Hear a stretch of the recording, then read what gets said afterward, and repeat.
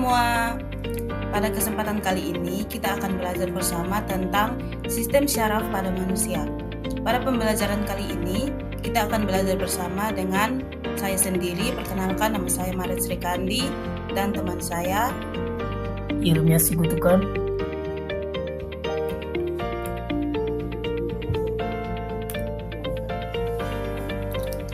Yang pertama, pengertian. Sistem syaraf merupakan jaringan syaraf yang saling berhubungan, sangat khusus dan kompleks. Sistem tubuh yang penting ini juga mengatur aktivitas sebagian besar sistem tubuh lainnya. Tubuh mampu berfungsi sebagai satu kesatuan yang harmonis karena pengaturan hubungan syaraf di antara berbagai sistem. Yang berikut, fungsi syaraf. Secara umum, sistem syaraf sebagai sistem koordinasi mempunyai fungsi utama, yaitu yang pertama, memelihara fungsi tubuh, yang kedua, mengatur kegiatan di dalam tubuh, yang ketiga, menerima rangsangan eksternal dan internal, yang keempat, mengelola rangsangan yang diterima, dan yang kelima, merespon rangsangan yang diterima. Yang berikut, struktur sel syaraf.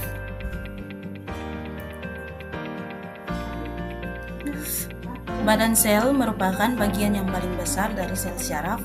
Badan sel berfungsi untuk menerima rangsangan dari dendrit dan meneruskannya ke akson.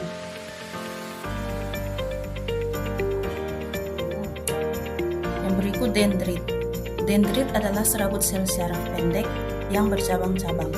Dendrit merupakan perluasan dari badan sel. Yang berikut, akson.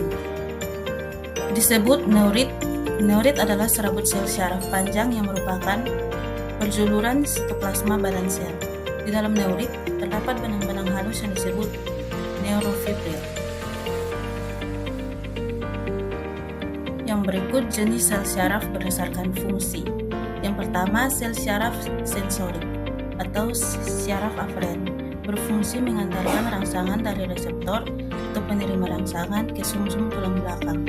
Yang kedua, sel syaraf motorik atau syaraf eferen, berfungsi mengantarkan impuls motorik dari susunan syaraf pusat ke efektor. Rangsangan yang diantarkan berasal atau diterima dari otak dan sumsum tulang belakang. Dan yang berikut, sel syaraf atau perhubungan intermediate atau asosiasi, merupakan penghubung sel syaraf yang satu dengan yang lainnya. Selanjutnya, susunan saraf manusia.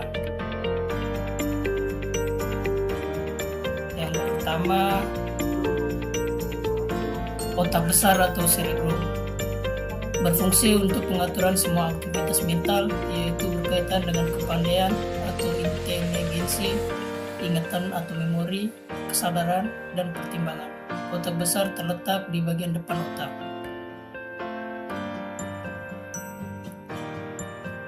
Yang kedua, otak kecil atau cerebellum, terletak di bagian belakang otak besar, tepatnya di bawah otak besar. Otak kecil terdiri dari dua lapisan, yaitu lapisan luar berwarna kelabu dan lapisan dalam berwarna putih. Otak kecil berfungsi sebagai pengatur keseimbangan tubuh dan mengkoordinasi kerja otak ketika seseorang akan melakukan kegiatan. Yang ketiga, otak tengah, terletak di depan otak kecil dan jembatan farol atau menghubungkan otak kecil dari bagian kiri ke kanan, dan juga menghubungkan otak besar dan sumsum tulang belakang.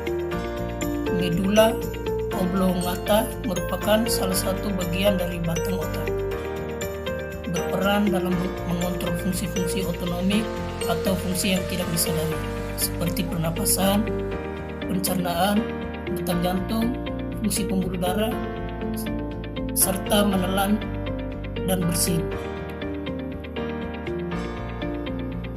Yang berikut, pelindungan otak.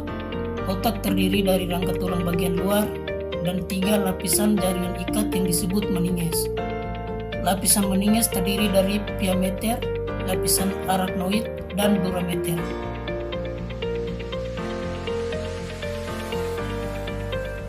Yang selanjutnya, sumsum tulang belakang.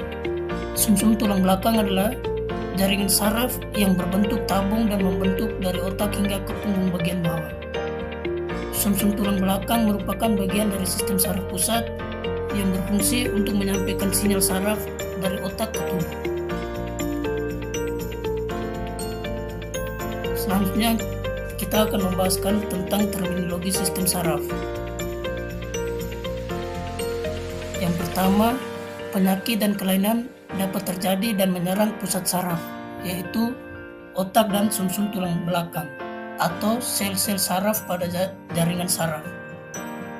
Yang kedua, penyakit dan kelainan otak dapat menyebabkan kekacauan pikiran dan emosi, gangguan fungsi organ tubuh, kelainan psikologis, dan sebagainya.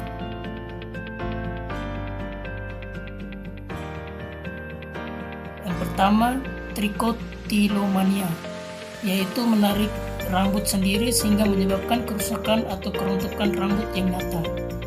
Yang kedua, penyakit Huntington, yaitu gangguan degenerasi saraf progresif, merupakan penyakit turunan yang disebabkan oleh merosotnya kemampuan sel saraf yang ada di otak secara bertahap, sehingga terjadinya mati sel-sel saraf tersebut.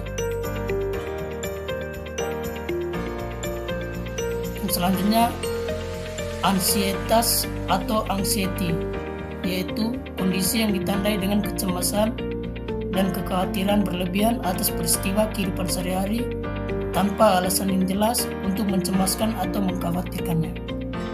Yang kedua, distimia, yaitu kondisi kronis yang ditandai dengan gejala depresi yang terjadi hampir sepanjang hari. Lebih banyak hari depresi pada setidaknya selama 2 tahun.